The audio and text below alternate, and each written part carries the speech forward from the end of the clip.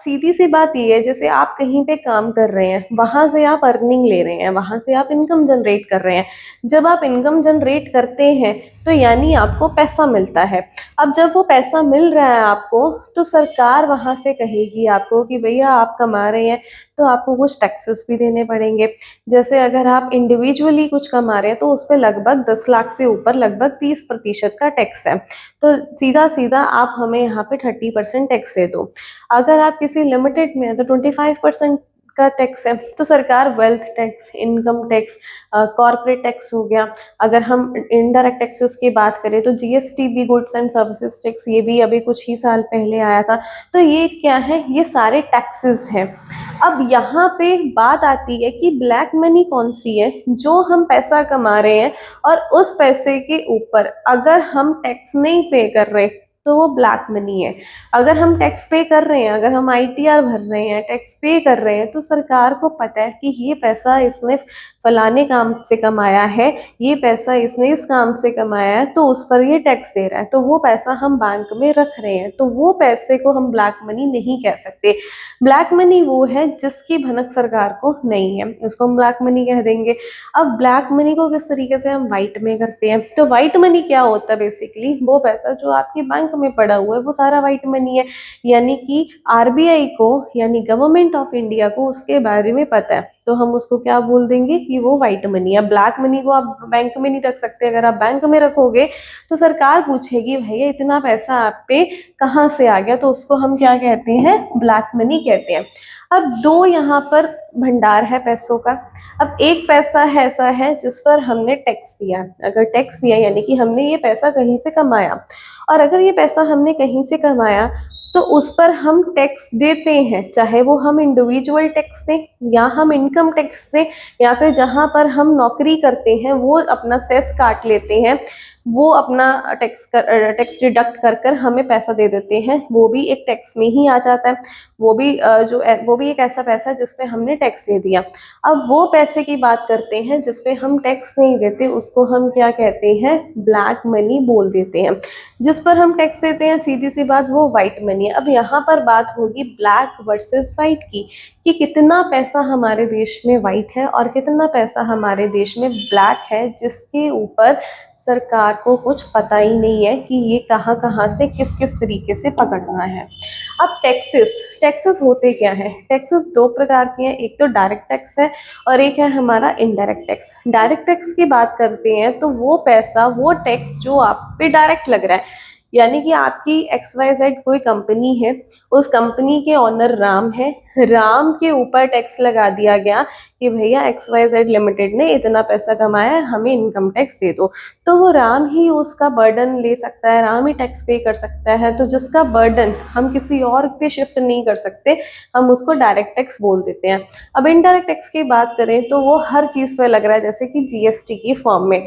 अब टैक्सेस से होता क्या है, गवर्नमेंट आज के समय पे, गवर्नमेंट कुछ अगर इंफ्रास्ट्रक्चर बना रही है, जैसे गवर्नमेंट ने रोड बनाया, स्कूल्स बनाए, हॉस्पिटल्स बनाए, अब गवर्नमेंट अगर कोई टेक्नोलॉजी लेकर आती है, तो गवर्नमेंट को क्या चाहिए, पैसा चाहिए। गवर्नमेंट को ये सब करने के लिए, अपना इंफ्रास्ट्रक्चर, अपनी टेक्नोलॉजी, देश की डेवलपमेंट करने के लिए गवर्नमेंट को पैसा चाहिए। अब गवर्नमेंट तो कमाती नहीं है, तो गवर्नमेंट कहाँ से पैसा लेकर आएगी, गवर्नमेंट टैक्सेस लगा देगी। अगर गवर्नमेंट को ज़्यादा पैसा चाहिए तो टैक्सेस बढ़ जाते हैं। तो गवर्नमेंट का जो मेन सोर्स ऑफ इनकम है ना, वो कहाँ से है, वो सिर्फ और सिर्फ टैक्सेस से ही है। यानी कि मेन सोर्स, ज़्यादातर गवर्नमेंट को पैसा कहाँ से आता है, टैक्सेस से ही आता है।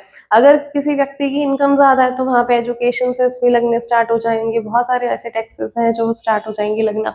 अब यहाँ पे अगर हम बात करें तो गवर्नमेंट जो है वो टैक्सेस से क्या कर रही है, पैसा कमा रही है। गवर्नमेंट टैक्सेस से पैसा लेकर आ रही है, जिसको वो टैक्स से क्या कर रही है, उसी टैक्स से वो आगे जो इंफ्रास्ट्रक्चर है, डेवलपमेंट है, वो ये सारी चीज़ें करती हैं।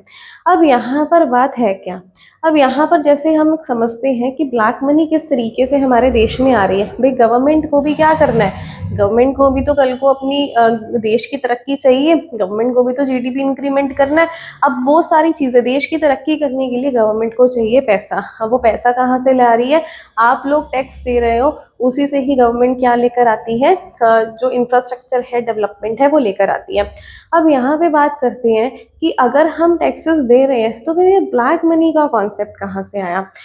अब ये एक शॉप है, अब ये शॉप कौन चला रहा है? ये सोल प्रोपराइटरशिप भी हो सकती है, कोई लिमिटेड फर्म भी हो सकती है, XYZ, ये कुछ भी हो सकता है।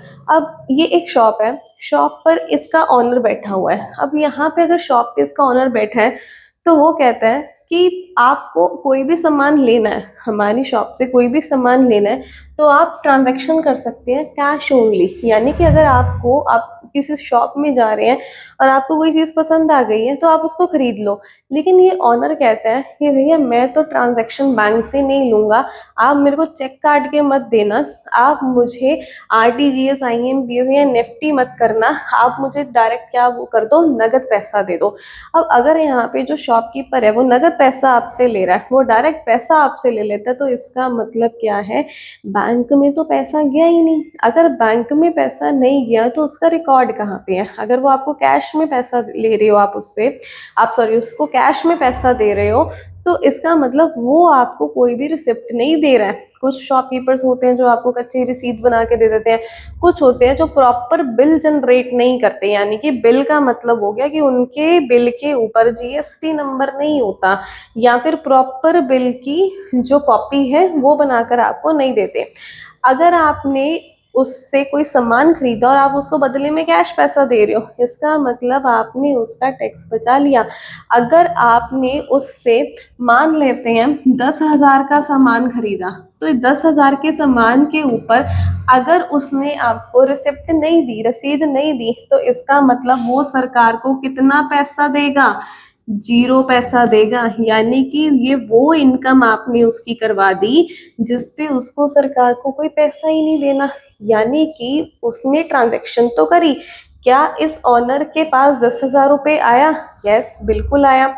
क्या उसने सरकार को पैसा दिया? नहीं दिया। क्यों नहीं दिया? क्योंकि उसने ये इनकम अपनी बैंक में शो ही नहीं करी, उसने ये इनकम अपनी दिखाई नहीं, ना उसका कोई बिल बनाकर आपको दिया। तो इसका मतलब 10,000 का 10,000 उस ऑनर की जेब में चला गया। अब जब ये 10,000 उसकी जेब में चला गया तो उसके ऊपर उसका कोई टैक्स नहीं बनता, कोई GST नहीं बनती, कुछ नहीं बनता।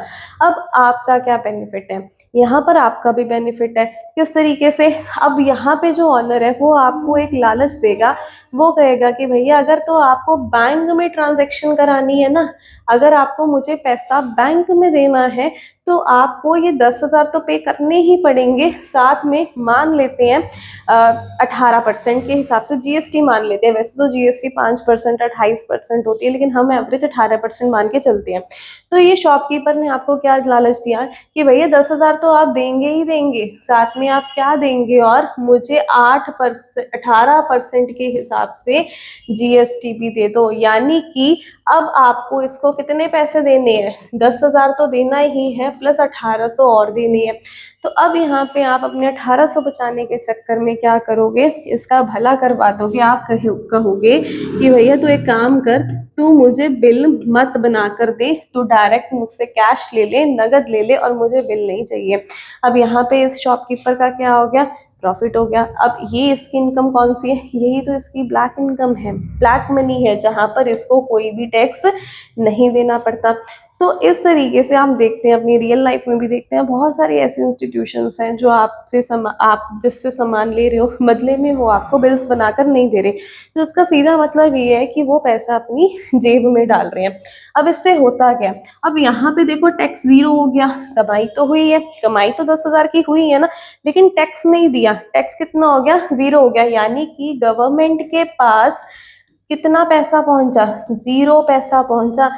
जहां पर गवर्नमेंट के पास 1,800 रुपये बचना चाहिए था, पहुंचना चाहिए था 1,800 रुपये, वहां पे गवर्नमेंट के पास कितना पैसा पहुंचता है? सिर्फ 0 पैसा पहुंचता है। और यहाँ से हमारे देश की तरक्की रुक जाती है।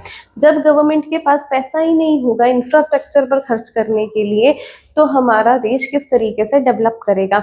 तो ये जो 0 रुपये की इनकम गवर्नमेंट को हुई है, यानी कि ये सारा तो ऑनर कम आ गया ना, 10,000 का 10,000 ऑनर कम आ गया। अब यहाँ पे जो गवर्नमेंट के पास 0 रुपए आया है, अब गवर्नमेंट सोच रही होगी कि भैया मार्केट में तो क्या हो रहा है, मार्केट में तो कोई डिमांड ही नहीं कर रहा, मतलब लोगों की परचेजिंग पावर क्या हो गई, बहुत कम हो गई, कोई भी बेच नहीं रहा है, कोई खरीद नहीं रहा है, ये मार्केट में, ये इकोनॉमी में चल क्या रहा है। तभी जीडीपी क्या हो जाती है, गिर जाती है, रुपये की वैल्यू क्या हो जाती है, वीक हो जाती है। इसका जो इम्पैक्ट है वो हमें लॉन्ग टर्म देखने को मिलता है। फिर हम कहते हैं कि भैया हमारे देश में तो तरक्की नहीं हो रही है, लेकिन इससे सुधरा भी जा सकता है। देखो 18% किसी के लिए भी पे करना बहुत मुश्किल हो जाता है। अब यहाँ पे तो 10,000 की बात हो रही है, आप लोग भी कहते होंगे भैया 1800 ही तो है, कल से हम देकर आएंगे, हम क्यों किसी का भला कराएं, हम देकर आएंगे। लेकिन अगर यहाँ पर 1 लाख की बात हो रही होती तो ये 18% 18,000 हो जाता। अगर यहाँ पे 10 लाख की बात होती तो यही 18% क्या हो जाता, यही 18% 1,80,000 में बदल जाता। तो गवर्नमेंट ने भी इतने ज़्यादा हायर टैक्सेस लगाकर क्या किया है, तो इस तरीके से ब्लैक मनी का कॉन्सेप्ट चलता है। और अगर आपको ये कॉन्सेप्ट समझ में आया तो फाइनेंशियल एजुकेशन के पर्पज़ के लिए ये वीडियो बनाई गई है।